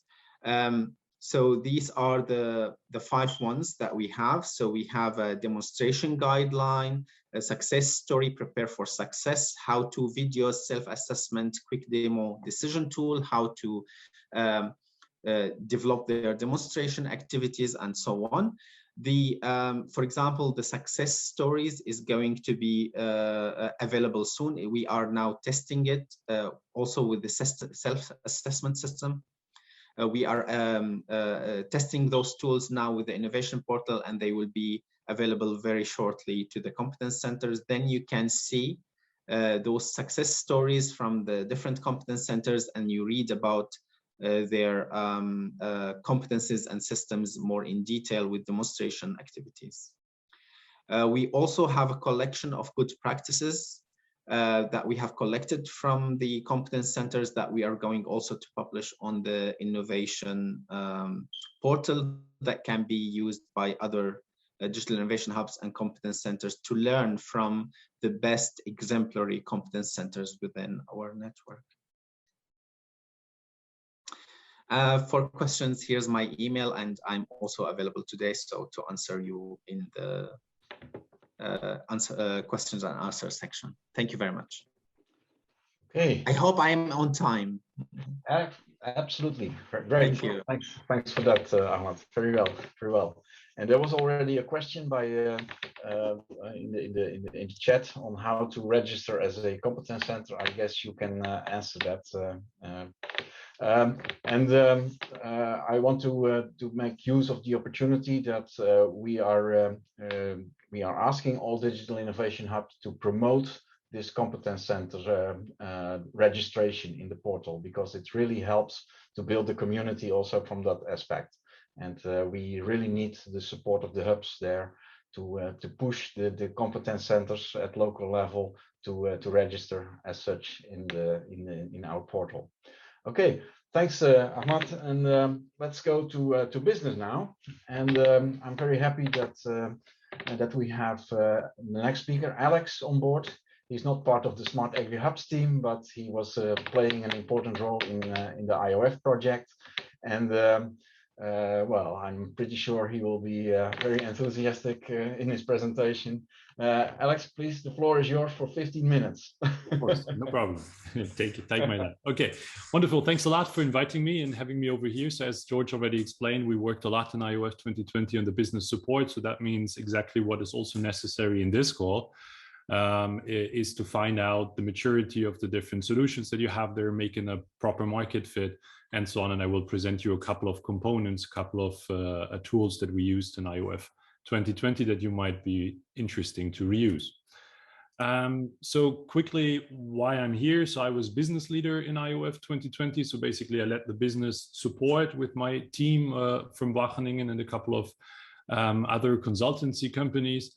I'm now working a lot in innovation actor ecosystem mapping, the European digital test farm network, for example, but also in urban farming and food centers. This is basically the business support services that we offered in Iof 2020. So we did basically business model analysis. So we have business model canvases that we developed for it, maturity assessments, but also obviously a business model toolbox and a visualization, because if you want to present business models to someone, they can be sometimes very complex, especially when it is also language barriers that you have. We found out visualizations are a very nice tool for that. And then we have obviously Kpi measurements. So we have to still think about impact and how we communicate that. But also economic impact as well as environmental impact. So we have some tools and catalogs for this. User acceptance testing, very important. So you have to think about how valuable is a solution for your end user. So we have also a couple of tools in order to do this in a good way. And then we have some tools like an agri-food ecosystem navigation tool, for example, as well as the concept for the European Digital Test Farm Network, which relies already a little bit on test farms, for example, that we had in Iof 2020 before.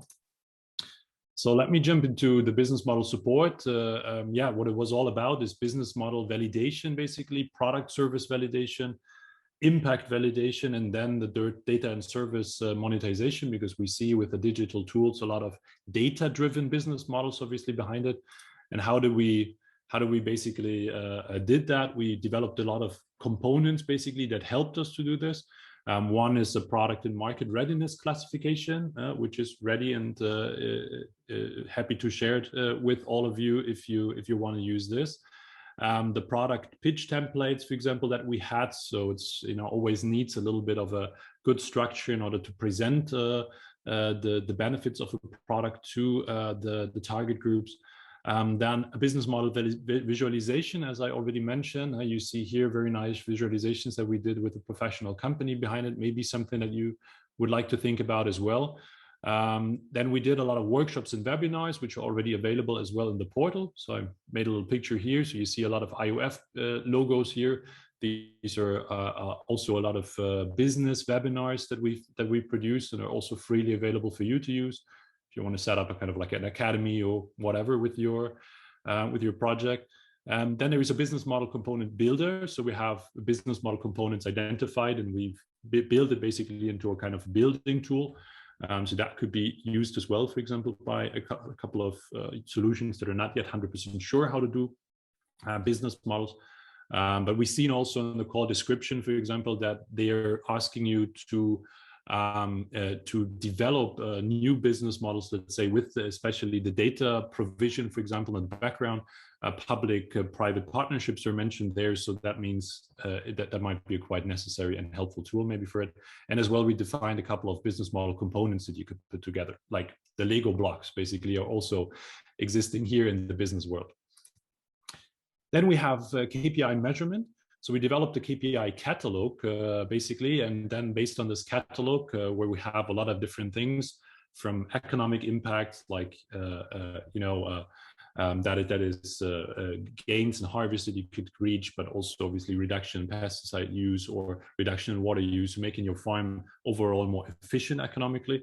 But on the other side, also environmental impacts, for example, because that's one of the biggest goals of the Commission right now. Obviously, digital transformation goes hand in hand with the Green Deal and the farm to fork strategy, and we have quite high ambitions there in order to CO2 reductions, as well as going to organic farming, as well as obviously reducing, for example, the use of plant protection. So here we have a quite nice setup of KPI measurement tools. We had a very good experience already with Wageningen and the team behind it in data cleaning as well, which is needed, and then the visualization. So what you see below here is already then the visualization of these KPIs that you, for example, can see in the Iot Catalog that Harald already introduced, which is a very nice tool to have a look at these kind of products and their services. Another aspect is user acceptance testing. So here we have a couple of user acceptance questionnaires, for example, that we already prepared, a product readiness assessment, which is always quite helpful in order to see how far are different components of the products already, and then match them with the user acceptance feedback, and then to go maybe sometimes back into business development and see if there are a couple of things that need to be adjusted. And then also user interviews, obviously, for which we have already a kind of a little structure that we used. And then we already developed also in the Reach Out, which is a project also provided by the Commission to European innovation projects. It's basically a management tool for user acceptance testing with larger audiences. So if you want to use that, for example, as well, in order to assess which products are fitting best to a specific farm setup that you would like to support in this project, then maybe that is something that you want to use as well. And here on the Reach Out project, there is basically a template from Iof 2020 that you basically could reuse. Another one, so the other idea is obviously thinking about reusing our test farm networks that we're having already, because one of the things is demonstration and then maybe also testing a couple of that.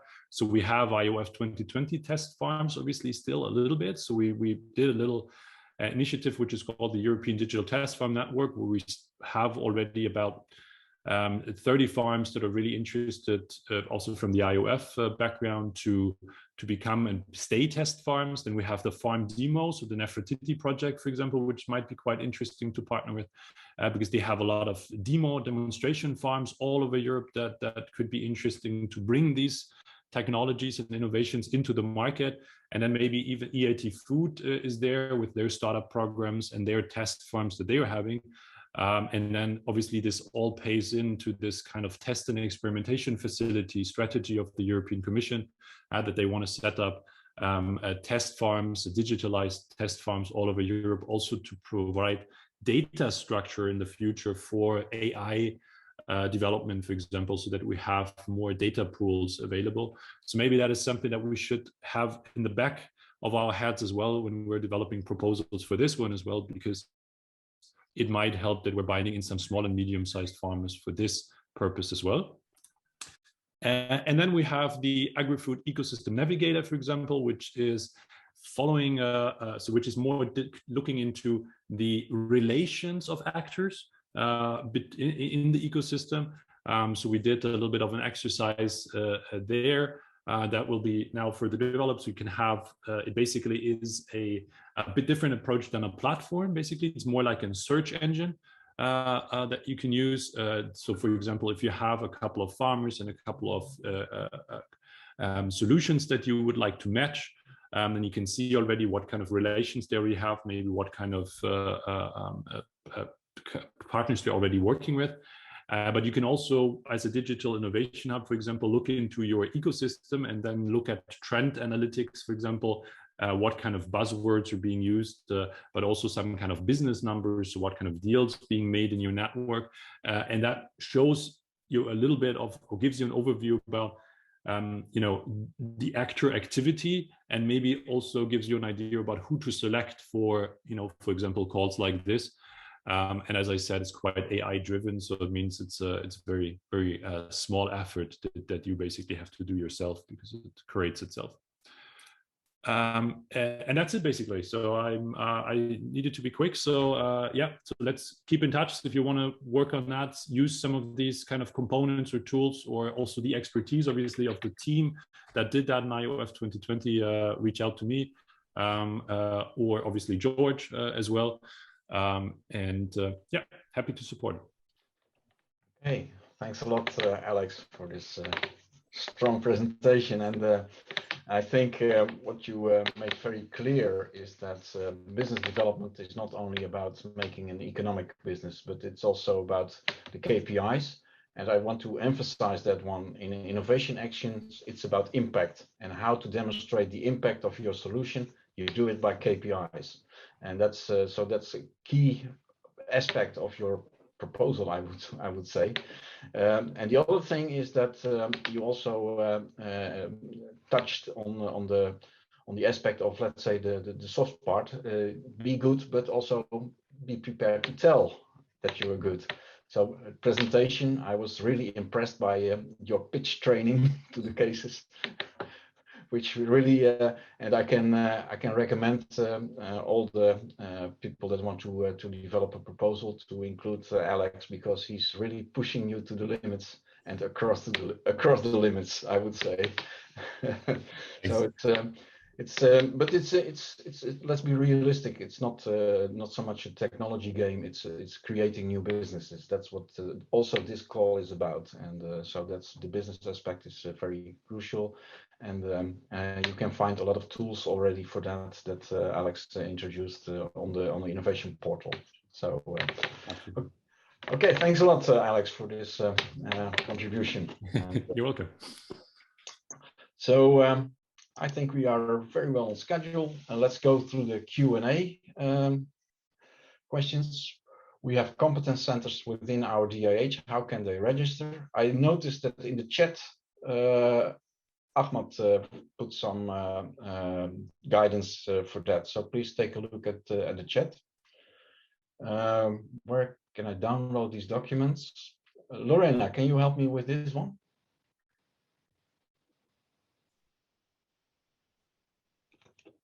Hi, George. This is Margot speaking. We will take care of this with Lorena. Okay, good. Thank you. So it's in the portal somewhere, but but people can help you to guide you through that. So okay, and there's a new one coming up. I see. Oh, that's the one. Okay. Yes, there is one in the chat from Yuk. Is this ecosystem navigator already available? Ahmad. Do you mean the agriculture technology navigator? If that the case, then it's available for all competence centers to enter their information. Yes. Exactly. If it is the agri-food ecosystem navigator that, that I just introduced there, that we piloted and experimented with in Iof, yes, it's available as well. Yeah, there is partly it is freely usable, and partly there is a little fee that you need to use in order to do the analytics, obviously, behind it, and use the the full tool. Yeah, so happy to present it, but maybe it takes a little bit too much time here. There's a little video that I can maybe just post in here, which explains it a little bit. That gives you already a little picture on how it works. Okay, thanks, thanks, Alex, for taking this one. Okay, I see there's no other questions, so I suggest we continue with the program now. And now we, I think we gave a nice overview, at least I hope you liked it, a nice overview of what SmartAgriHubs can offer. But now we want to know something more about you. And for that, we have a Mentimeter session, so to get some feedback from the audience. And Henny will take us through that one. Okay, Henny, please take this. Floor is yours. Okay, thank you very much, George, for introducing me. I am the project manager of SmartAgriHubs, and from that role, I will take care of the Mentimeter session. You can go to the www.menti.com and use the code. It's on your screen, 1504360808. And then if you have been able to go to that, you will find the first question.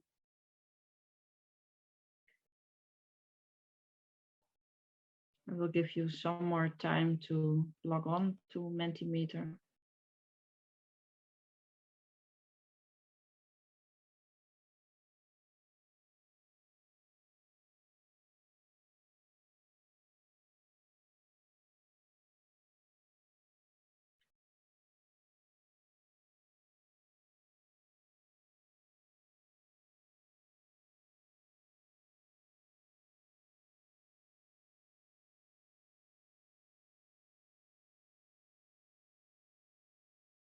I see there are, I think, about 14 people now in the Mentimeter.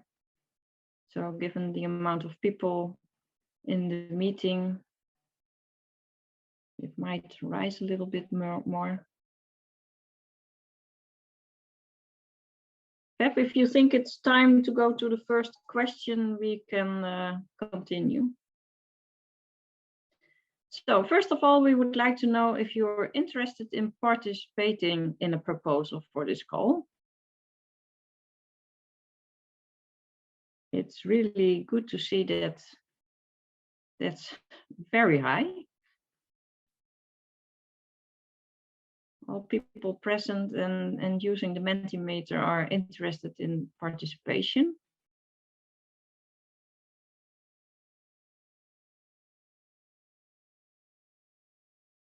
So I think that's very good to know, and it's a nice result of the workshop that people are still positive about the call. Then secondly, we would like to ask you what role you would like to have in this call. That can either be a lead partner, a coordinator, work package leader, partner, or deliver a use case.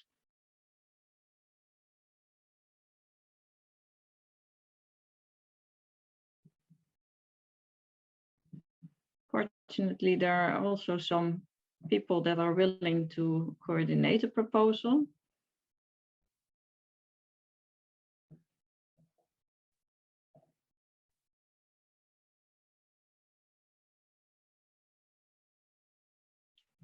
Okay, that's a nice result. We still need a large number of participants to deliver a use case, but it's good to see that for the coordinating roles and also the work package leader, there are some people already thinking about taking that role. Thanks. Then we can go to the next question.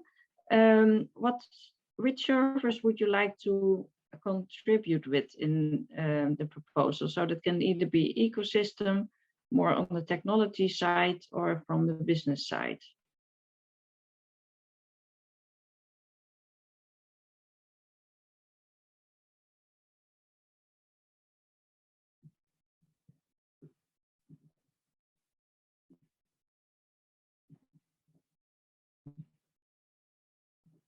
Okay, I think we're almost done.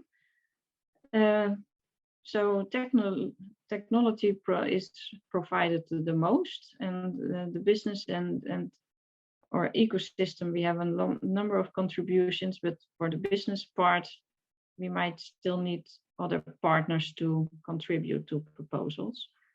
Thank you. Then we can go to the next. And what sector or crop would you like to focus on? You can type your answer in the box, and it will be shown on the screen.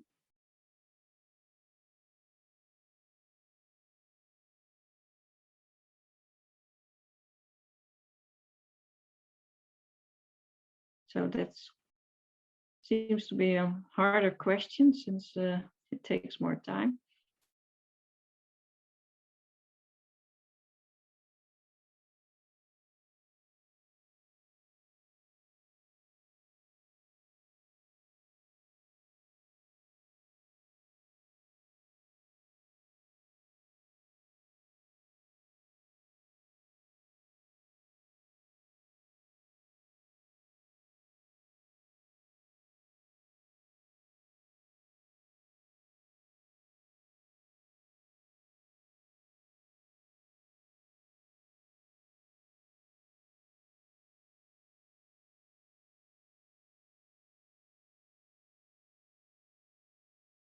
So I think we're finished with this one. And arable agri-tech, of course, that's also very important in this call. And I see a broad number of other sectors. So we will have a closer look at the results of this answer. And then the next question, and I think a very important one to make more clear for us also what is needed from the people that want to come up with a proposal. What support would you like to have from SmartAgriHubs?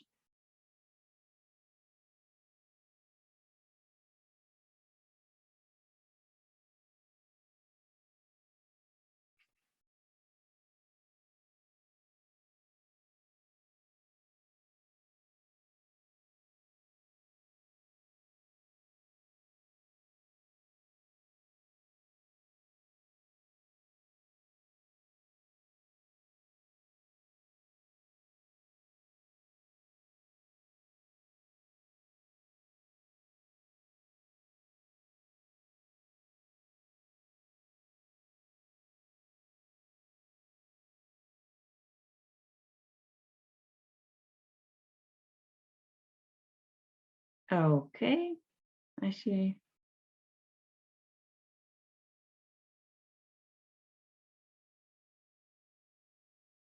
I think most people are done. Proposal writing, networking, and matchmaking are the most important answers. Matchmaking, of course, the portal can already provide a lot of help, and yeah, networking, the same. Proposal writing, that's also a very important one coming up from this question. So we will take your answers into account and think further on how to proceed with this call. Thank you very much. Okay, thanks Henny, and thanks all of you, all of the respondents for your answer, your feedback on this session. Now now we come at the how to continue. That's the question that's now on the table. And to be honest, before we started this workshop, I was not sure about how to continue on this. But I see that in the SmartAgriHubs community, there's a lot of interest to go ahead with this specific call. So that's very stimulating also for us, for the SmartAgriHubs team. What we can do is we have to be aware that this is let's say a call in competition. So we are also entering a sensitive part. Usually developing proposals is something that you need to do with some friends and not informing too many other people about it, because, well, they might be listening and then compete with you. So I want to make clear that if you are, let's say, capable of doing it yourself, well, go ahead and please refer to us. That would be very good. But if you have ideas that you want to bring in to proposals, but not, let's say, make a complete proposal, then we, Jacques and I discussed on it that we would be available to send your ideas in to us by email, what you plan, what your ideas. So especially when you are, let's say, when you are planning to coordinate a proposal, we are open for helping you in finding other partners. And when you just want to join as a case or as a take a specific task, we can try to match you with one of the coordinating teams. But we need to handle fast. That's also because the call is closing in February already, and to prepare a proposal usually takes some time. So what we want to do is to send an email to all of you after this workshop. Of course, thanking you for your interest. And giving you access to the recordings and some other messages that we want to send to you. And we will also give you an email where you can send your ideas for your role and your participation in potential projects.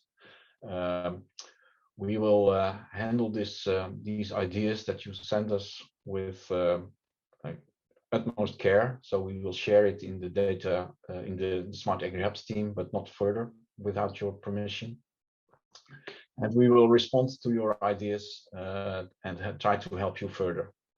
That's what we can promise to do. Like I said, it's up to you to decide whether you go ahead on yourself or make use of our facilities. Of course, you can use anything that's in the portal without notifying anybody. It's free for you. If proposal writing is a key issue you need support on, please, I want to refer to the training course that Frank presented in proposal writing. That's very helpful in that. And of course, let's say the individual partners of SmartAgriHubs and basically all the competence centers that are registered, these can be your potential partners. And I also want to give you the recommendation or the tip, so to say, to team up with other digital innovation hubs. Yeah, so that's. But we will, if we get a lot of ideas, we will do some matchmaking probably. But that depends on your response on this workshop, I would say. So I hope that's clear. Let's take a look at the chat if there's some response on that.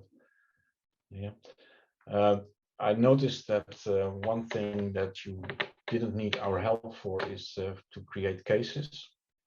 But on the other hand, you also didn't talk about the role of bringing cases. And please be prepared that for this call, it's very important that you bring up some cases on the floor.